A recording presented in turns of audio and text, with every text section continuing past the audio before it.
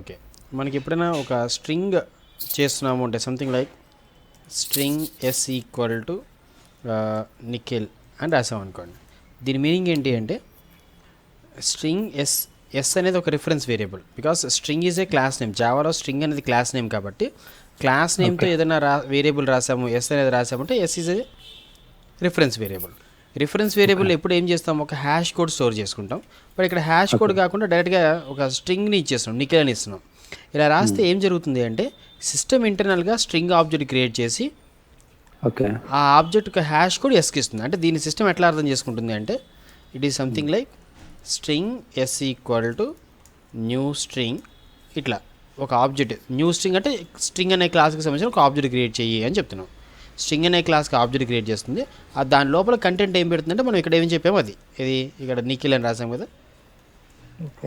దీని సిస్టమ్ ఇట్లా అర్థం చేసుకుంటుంది.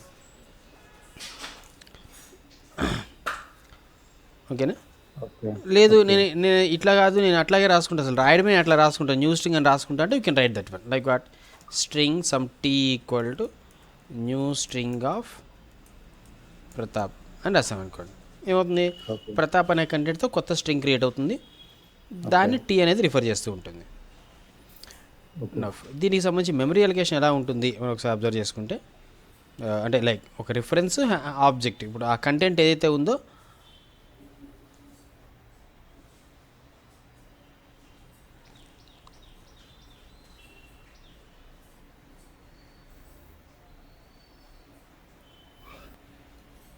ఇంకొంచెం మనం ఎస్ అనే ఒక రిఫరెన్స్ వేరియబుల్ క్రియేట్ చేసాం.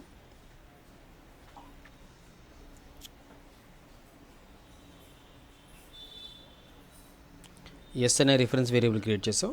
తర్వాత ఒక ఆబ్జెక్ట్ని క్రియేట్ చేసాం.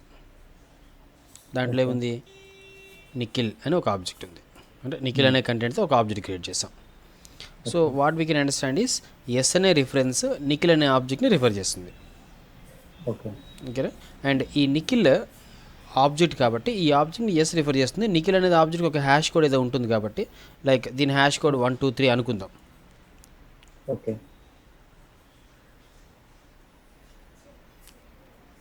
సపోజ్ ఈ ఆబ్జెక్ట్ హ్యాష్ కోడ్ 1 2 3 అనుకుందాం.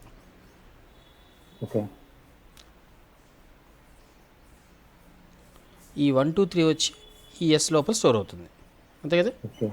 ఒక ఆబ్జెక్ట్కి హ్యాష్ కోడ్ వస్తుంది కాబట్టి మనం ఏం చెప్పొచ్చు, S is referring this Nikhil object అని మనం చెప్తాం. So it's something like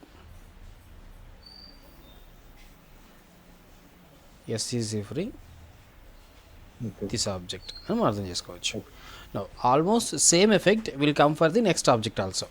like what, ఇక్కడ string T equal to new string of Pratap అంటే ప్రతాప్ అనే కంటెంట్తో స్ట్రింగ్ ఆబ్జెక్ట్ క్రియేట్ అవుతుంది. సంథింగ్ లైక్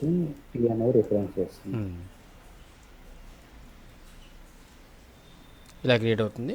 కాకపోతే ఇక్కడ కంటెంట్ ప్రతాప్ అని వస్తుంది. దీనికి హ్యాష్ కోడ్ ఏదో ఉంటుంది, సంథింగ్ లైక్ 4 5 6 ఉంది అనుకుంటే ఈ లోపల 4 5 6 వచ్చి స్టోర్ అవుతుంది. Then you can say this is T అనే వేరియబుల్ ఉంది అని చెప్తాను. ఓకేనా?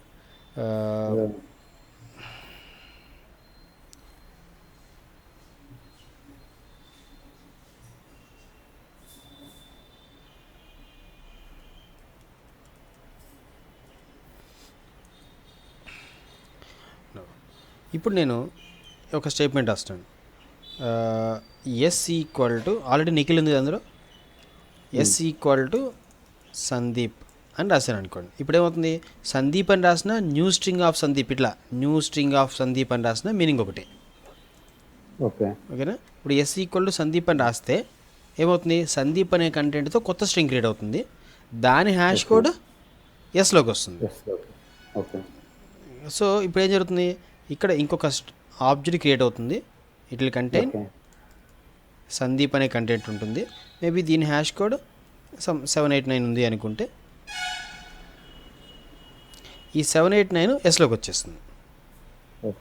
789 ఇందులోకి వచ్చేస్తుంది. ఎప్పుడైతే ఇందులోకి వచ్చిందో ఇది ఈ ఎస్ అనేది నిఖిల్ని రిఫర్ చేయకుండా సందీప్ని రిఫర్ చేస్తుంది. దీన్ని రిఫర్ చేస్తుంది. ఎప్పుడైతే ఎస్ దీన్ని రిఫర్ చేస్తుందో నిఖిల్ని యాక్సెస్ చేయడానికి మనకు ఛాన్స్ లేదు ఇప్పుడు. కాబట్టి ఇప్పుడు మనం ప్రింట్ చేస్తే ఎస్ ప్రింట్ చేస్తున్నాము, సిమిలర్లీ టీని ప్రింట్ చేస్తున్నాం. ఇప్పుడు ఎస్ ప్రింట్ చేస్తే సందీప్ ప్రింట్ అవుతుంది, టీని ప్రింట్ చేస్తే ప్రతాప్ ప్రింట్ అవుతుంది. అవునా?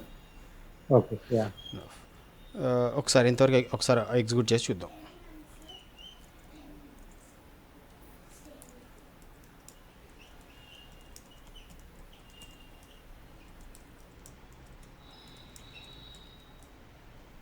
ఇక్కడ సందీప్ అండ్ ప్రతాప్ వస్తుంది మనకి అవుట్పుట్.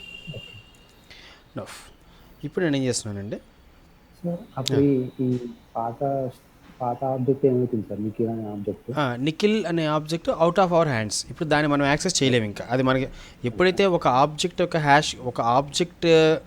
హ్యాష్ కోడ్ మన దగ్గర ఉన్నంత వరకే దాన్ని మనం యాక్సెస్ చేయగలుగుతాం. ఒకసారి దాని హ్యాష్ కోడ్ మన చేతిలోంచి వెళ్ళింది అంటే ఇప్పుడు దీన్నే మనం ఏం చెప్తుంటాం, ఇది ఇప్పుడు వేస్ట్ అన్నట్లయితే ఇప్పుడు అంటే ఈ ఆబ్జెక్ట్ మనం యూజ్ చేసుకోలేమన్నట్లే కదా. ఈ నిఖిల్ అనే ఆబ్జెక్ట్ మనం యూజ్ చేయలేం కాబట్టి జనరల్గా వీటిని ఏమంటామంటే గార్బేజ్ ఆబ్జెక్ట్ అని చెప్తాం. అంటే అది మనకి దాన్ని మనం ఇప్పుడు సందీప్ అనే దాన్ని యూజ్ చేయగలుగుతాం, ప్రతాప్ని యూజ్ చేయగలుగుతాం, నిఖిల్ని యూజ్ చేయలేం. ఈ గార్బేజ్ ఆబ్జెక్ట్ని మనం ఏం చేస్తాం, గార్బేజ్ కలెక్షన్ చేస్తాం. ఆ తర్వాత చూద్దాం మనం గార్బేజ్ కలెక్షన్ అంటే ఏంటో చూద్దాం. అది కూడా సిస్టమే చేసేసుకుంటుంది, అదేంటో చూద్దాం. ఓకేనా? Okay sir. నఫ్. ఇప్పుడు నేను ఒక స్ట్రింగ్ తీసుకుంటున్నాను, ఈ రెండు స్టేట్మెంట్సే చూస్తాను.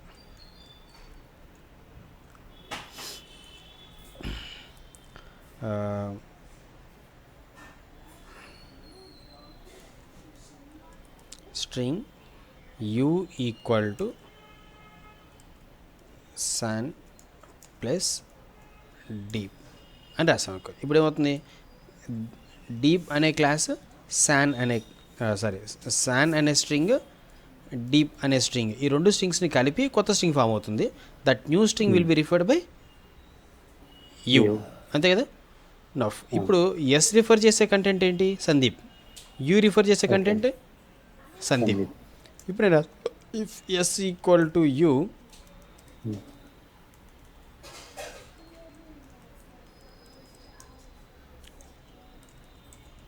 matched, else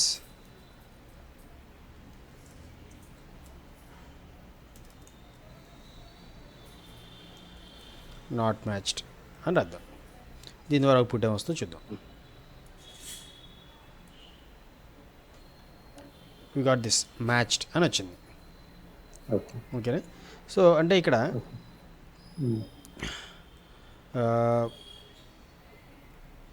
yes equal to you అన్నప్పుడు యాక్చువల్గా సిస్టమ్ ఏం చేస్తుందంటే ఇంటర్నల్గా స్ట్రింగ్ పూలింగ్ అంటుంది. దాని గురించి తర్వాత డిస్కస్ చేద్దాము, పూలింగ్ అంటే ఏంటో.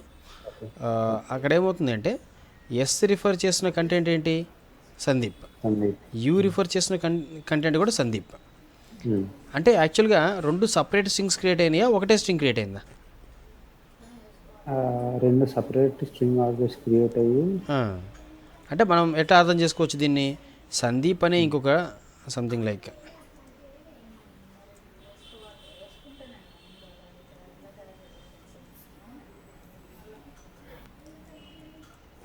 సందీప్ సమ్ 012 దీని హ్యాష్, ఓకే 111 దీని హ్యాష్ కూడా అనుకుందాం.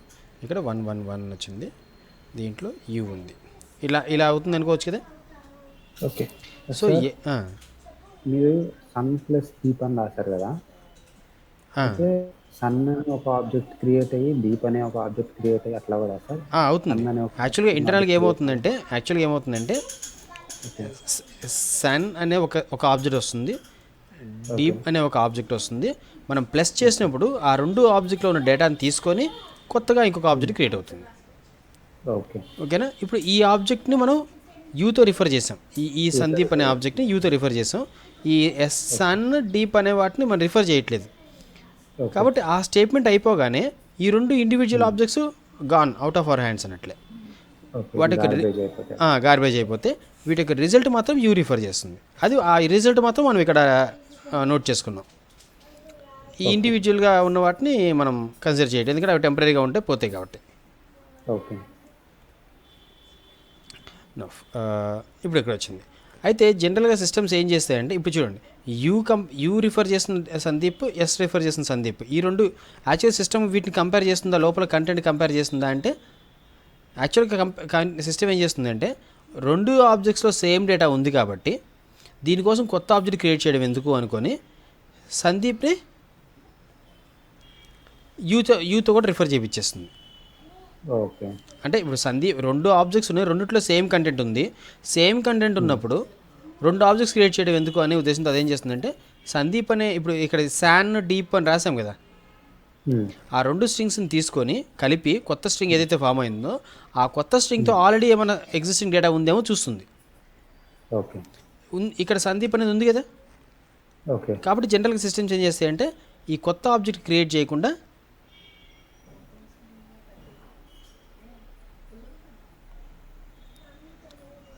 ఆ స్ట్రింగ్నే యూజ్ చేత రిఫర్ చేస్తే అప్పుడు దీన్ని క్రియేట్ చేయాల్సిన అవసరం ఉండదు సిస్టమ్కి. ఓకే. దీన్ని క్రియేట్ చేయాల్సిన అవసరం లేదు కాబట్టి ఏమవుతుంది, మెమరీ సేవ్ అవుతుంది కదా, క్రియేట్ అవ్వదు. యా. మెమరీ సేవ్ అవుతుంది. అంటే ఇదేం క్రియేట్ కావట్లేదంటే మెమరీ సేవ్ అవుతుంది. అప్పుడు ఆ సందీప్ని ఎస్ అనేది రిఫర్ చేస్తుంది, యూ కూడా రిఫర్ చేస్తుంది. ఓకే. కొత్త స్ట్రింగ్ వేరే స్ట్రింగ్ వచ్చింది కూడా అప్పుడు దాన్ని ఎట్లాగో వేరే మెమరీ కావాలి కాబట్టి దానికి అలొకేట్ చేస్తుంది. ఇప్పుడు మనం కంపేర్ చేసినప్పుడు ఇప్పుడు యూలో ఏముంటుంది, 111 ఉంటుందా 789 ఉంటుందా? 111 789 111 అసలు క్రియేట్ కాలే కదా. ఓకే. సారీ, 789 వస్తుంది. ఓకేనా? Okay. So this is what happens. కాబట్టి ఇప్పుడు ఎఫ్స్లో యూలో రెండు చోట్ల సేమ్ రిఫరెన్సే ఉంది మనకి, ఓకే. సేమ్ హ్యాష్ కూడా ఉంది. ఆ రెండు కూడా దీనే రిఫర్ చేస్తున్నాయి. ఓకే. ఓకేనా? అందువల్ల ఇక్కడ ఏమవుతుంది, ఎస్ ఈక్వల్ టు యూ అంటే యాక్చువల్గా ఇక్కడ కంపారిజన్ ఏం జరుగుతుంది, లోపల కంటెంట్ కంపేర్ అవుతుందా, హ్యాష్ కోడ్స్ కంపేర్ అయినాయా? యాక్చువల్గా సిస్టమ్ ఇక్కడ హ్యాష్ కోడ్సే కంపేర్ చేస్తుంది, లోపల కంటెంట్ కంపేర్ చేయదు. ఓకే. ఓకేనా? బట్ స్టిల్ హ్యాష్ కోడ్స్ కూడా సేమే ఉన్నాయి కదా. ఓకే. యా. దీన్నే మనం జనరల్గా ఏం చెప్తుంటాం, పూలింగ్ అని చెప్తుంటాం. పూలింగ్ అంటే అవసరమైన అంటే అన్వాంటెడ్ మెమరీ బ్లాక్ అలొకేట్ చేయకుండా ఒక single different strings with same content ఉన్నప్పుడు అన్ని కలిపి ఒకటే స్ట్రింగ్ని క్రియేట్ చేసి పెట్టుకోవడం. ఓకేనా? అయితే నాకు అలా కాదు, నాకు హ్యాష్ కోడ్స్ సేమ్ ఉన్నాయా డిఫరెంట్ ఉన్నాయా నాకు సంబంధం లేదు, కంటెంట్ కంపేర్ చెయ్యి అని చెప్పదలుచుకున్నారు అనుకోండి. అప్పుడు ఏం చేస్తాం, ఇఫ్ ఎస్ ఈక్వల్స్ యూ, ఇక్కడ contents are compared. Okay. But ఇక్కడ రిజల్ట్ అయితే సేమ్ అదే వస్తుంది. ఓకే. ఒకవేళ పూలింగ్ జరగలేదనుకోండి, ఎట్లా కామన్ ఆబ్జెక్ట్ను రెండు రిఫరెన్సెస్ రిఫర్ చేసేలాగా పెట్టుకోలేదనుకోండి, అప్పుడు ఏమవుతుంది, ఇది వేరే సందీప్ వస్తుంది ఇక్కడ, అప్పుడు ఇందులో హ్యాష్ కోడ్ డిఫరెంట్ వస్తుంది. అంటే పూలింగ్ అనేది ఆటోమేటిక్గా జరగదు. పూలింగ్ అనేది ఈ జావాలో ఉన్న వర్షన్ని బట్టి ఆ జేవిఎంని బట్టి చేంజ్ అవుతుంటుంది అనమాట. ఓకే. ఓకే. ఒక్కొక్క చోట ఒక్కొక్కలా జరుగుతుంటుంది. ఓకే. కాబట్టి పూలింగ్ జరిగిందా లేదా అనేది మనం ఐడెంటిఫై చేయకుండా కావాలంటే మనకి హ్యాష్ కోడ్స్ కంపేర్ చేద్దాము అనుకుంటే S equal to U compare చేస్తాం. హ్యాష్ కోడ్ అసలు పూలింగ్ ఉన్నా లేకపోయినా కంటెంట్ కంపేర్ చేయాలనుకున్నప్పుడు డబుల్ ఈక్వల్ టుతో కంపేర్ చేయొద్దు. ఎందుకంటే డబుల్ ఈక్వల్ టుతో కంపేర్ చేస్తే కంటెంట్ కంపేర్ అవ్వదు, హ్యాష్ కోడ్ కంపేర్ అవుతుంది. ఓకే. అందుకోసం కంటెంట్ కంపేర్ చేయాలంటే డబుల్ ఈక్వల్ టుతో చేయొద్దు, ఈక్వల్స్ యూజ్ చేసి చేయండి. ఓకేనా? ఓకే. సో మనం ఇప్పుడు ఏం చెప్పచ్చు, హ్యాష్ కోడ్స్ మ్యాచ్డ్ అంతే కదా, అది హ్యాష్ కోడ్స్ నాట్ మ్యాచ్. అక్కడ హ్యాష్ కోడ్స్ మ్యాచ్ అయింది అనేది చూస్తుంది అంతే. అది ఓకే. డేటా కంటెంట్ కంపేర్ అయింది అనేది చూడాలంటే ఈక్వల్స్.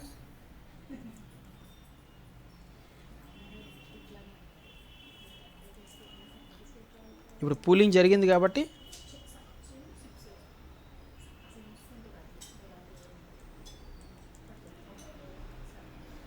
రెండు చోట్ల మ్యాచ్ అనే వస్తుంది మనకి. ఓకే.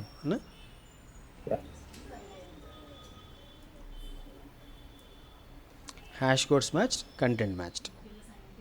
ఓకే.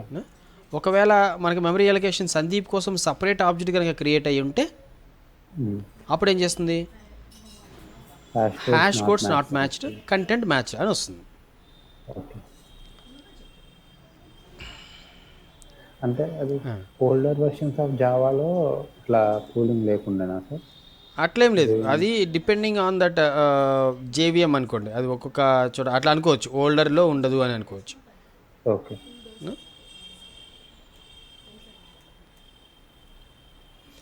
బట్ ఇప్పుడైతే మోస్ట్లీ కూలింగే ఉంటుంది. ఓకే. బట్ అది మనం ఎక్కువ చెప్పలేం కదా ఎట్లాంటి వర్షన్ యూజ్ చేస్తున్నామో కొంచెం, ఎందుకంటే మనం ప్రోగ్రామ్ ఒక చోట రాస్తాము, ఇంకోళ్ళు ఎక్కడ వేరే ఓల్డ్ వర్షన్లో ఎగ్జిక్యూట్ చేశారు వేరే వాళ్ళు, అక్కడ రిజల్ట్ డిఫరెంట్గా ఉండే ఛాన్స్ ఉంటుంది అందుకోసం. ఓకే.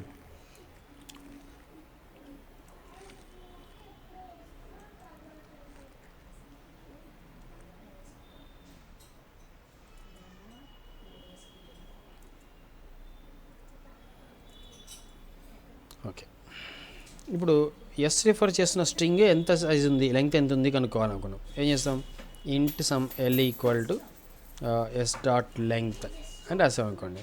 ఎస్ రిఫర్ చేసే స్ట్రింగ్ యొక్క లెంగ్త్ తీసుకుంటున్నాం. ఎస్ రిఫర్ చేసే స్ట్రింగ్ అంటే అగైన్ సందీపే కదా, సందీప్ అనే స్ట్రింగ్ యొక్క లెంగ్త్ ఎంత, 7. That 7 comes in to L. ఓకేనా సార్? ఒక డౌట్ సార్, ఇది ఇప్పుడు స్ట్రింగ్ లాగానే ఇప్పుడు ఇంటిఎల్ ఈక్వల్ టు 10 అని రాసినాం అనుకో సార్, ఇప్పుడు ఇంటిఎల్ ఈక్వల్ టు ఇంట్ ఆఫ్ 10 అట్లా పోతుందా సార్? అట్లా కూడా ఆబ్జెక్ట్ ఉంటుందా? ఉండదు. మనకి ఈ 8 ప్రిమిటివ్ టైప్స్ ఉన్నాయి కదా. ఓకే. 8 టైప్స్ అని చెప్పుకున్నాం. ఇవి బైట్, షార్ట్, ఇంట్, లాంగ్, ఫ్లోట్, డబుల్, బూలియన్, క్యార్. ఈ 8 టైప్స్ మాత్రం ప్రిమిటివ్ టైప్స్. వీటికి ఆబ్జెక్ట్ ఉండదు, అంటే రిఫరెన్స్ ఆబ్జెక్ట్ ఉండదు. మిగిలినవన్నీ కూడా ఇంకేది రాసినా కూడా ఆబ్జెక్ట్ రిఫరెన్స్ మెకానిజం. ఈ 8 కాకుండా ఇంకేదైనా రిఫరెన్స్ అన్నట్లే. ఇప్పుడు ఇది నార్మల్ వేరియబుల్ అని చెప్తాం. లైక్ ఇప్పుడు దీనికి మెమరీ అలొకేషన్ ఎట్లా ఉంటుంది, ఎల్ అనే వేరియబుల్ ఉంది, దాని వాల్యూ ఎంత 7 వస్తుంది అంతే. ఓకే. ఓకే. ఓకే.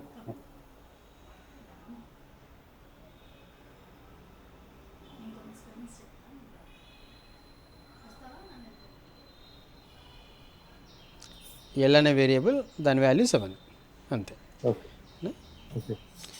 ఇప్పుడు ఆ ఎల్ వాల్యూ ప్రింట్ చేద్దాం అనుకున్నాం. జస్ట్ ఎల్ అని రాస్తే 7 ప్రింట్ అయిపోతుంది. ఓకే. లాస్ట్లో 7 వచ్చింది మనకి. సపోజ్ నాకు అట్లా జస్ట్ 7 కాదు, లెంగ్త్ ఆఫ్ ద స్ట్రింగ్ అట్లా పెట్టుకోవాలి. లేక number of characters in S are L అని రాసాం అనుకోండి. ఇప్పుడు ఏమవుతుంది, number of characters in Sandeep are 7 అని వచ్చేస్తుంది, అంతే కదా. Number of characters in Sandeep are 7. లేదా ఇక్కడ ఈ సందీప్ని హైలైట్ చేద్దాం అనుకున్నాం, అంటే ఇది స్ట్రింగ్ కాబట్టి దీన్ని హైలైట్ చేద్దాం అనుకున్నాం. సో సింప్లీ ఇక్కడ ఒక సింగిల్ కోడ్ పెట్టేసి ఇక్కడ సింగిల్ కోడ్ పెడతాం, సో దట్ మనకి రిజల్ట్లో సందీప్ అనేది హైలైట్ అయి కనిపిస్తుంది. Number of characters in Sandeep, ఇప్పుడు సందీప్కి సింగిల్ కోడ్స్ వచ్చినాయి కదా, ఇక్కడ రాలేదు previous example, are 7. Okay. So this is what strings. Then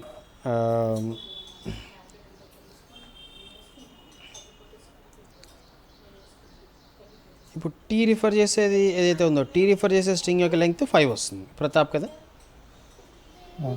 5 వస్తుంది, 6 వస్తుంది. బట్ నిఖిల్ అనే స్ట్రింగ్ యొక్క లెంగ్త్ కనుక్కోవడానికి ఇప్పుడు ఛాన్స్ లేదు మనకి, ఎందుకంటే దానికి రిఫరెన్స్ ఏం లేదు కాబట్టి.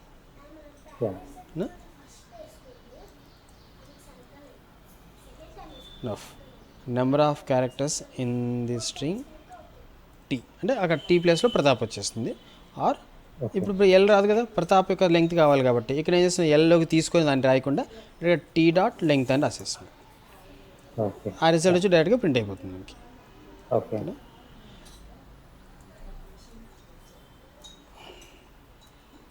ఇప్పుడు number of characters in Pratap are 6.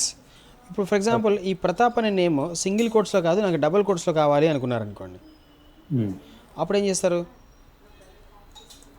ఈ సింగిల్ కోడ్ బదులు డబుల్ కోడ్ పెట్టారు సపోజ్ అనుకుందాం, అంతే కదా మనకు కావాల్సింది. అయితే ఇక్కడ సిస్టమ్ కన్ఫ్యూజ్ అవుతుంది. ఎందుకు, ఇక్కడ డబుల్ కోడ్ స్టార్ట్ అయినాయి అంటే స్ట్రింగ్ స్టార్ట్ అయింది, ఇక్కడ డబల్ కోట్ చూడగానే ఇది ఎండ్ అనుకుంటుంది, ఇక్కడతో స్ట్రింగ్ అయిపోయింది, ఇక్కడతో కొత్తగా అయితే స్టార్ట్ అయిపోయింది, దానికి అర్థం కాదు. ఓకే అందుకోసం చెప్పాలి సిస్టమ్కి ఎట్లా. ఇది జనరల్గా డబుల్ కోట్ ఉంది అంటే అది బిగినింగ్ ఆఫ్ స్ట్రింగ్ కానీ ఎండింగ్ ఆఫ్ స్ట్రింగ్ కానీ అయ్యుండొచ్చు అనుకుంటుంది. బట్ ఇప్పుడు ఈ డబుల్ కోట్ ఏంటి, మనకి ఎండింగ్ కాదు బిగినింగ్ కాదు, అది ప్రింట్ అవ్వాల్సిన డబుల్ కోట్. ఓకే అట్లా ఏదైనా డబుల్ కోట్ని ప్రింట్ చేయాలి. ఫర్ ఎగ్జాంపుల్ ముందు ఇక్కడ చూద్దాం, ఇట్లా చేస్తే ఏమవుతుందో చూద్దాం. ఇక్కడ చూడండి, ఆ ఒక్కదాని వల్ల 3 ఇయర్స్ చూపిస్తుంది, సంథింగ్ ఈజ్ నాట్ క్లియర్ అని. ఓకేనా, అందుకోసం ఇది ప్రింట్ అవ్వాల్సిన డబుల్ కోట్ కాదు, ఇది ప్రింట్ అవ్వాల్సిన డబుల్ కోట్ బిగినింగో ఎండింగో ఇండికేటర్ కాదు అని చెప్పడం కోసం స్లాష్ డబుల్ కోట్ ఇవ్వండి.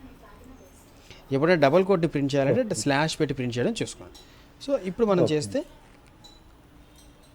ఇంకా now Pratap is within double quotes. Okay ఓకేనా, ఓకే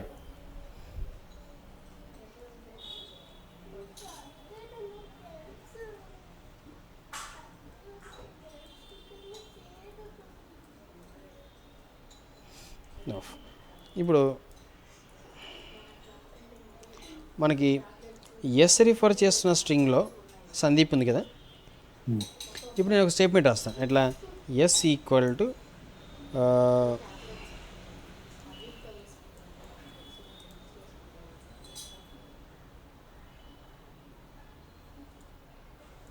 టైలరా, అంతేనా? స్పెల్లింగ్ కరెక్టేనా? Okay. So Nikhil from tailor and రాసాం అనుకోండి. ఇప్పుడు ఏమవుతుంది, ఒక న్యూ ఆబ్జెక్ట్ క్రియేట్ అవుతుంది, స్ట్రింగ్ ఆబ్జెక్ట్, అది అందులో నిఖిల్ ఫ్రమ్ టైలర్ అని ఉంటుంది.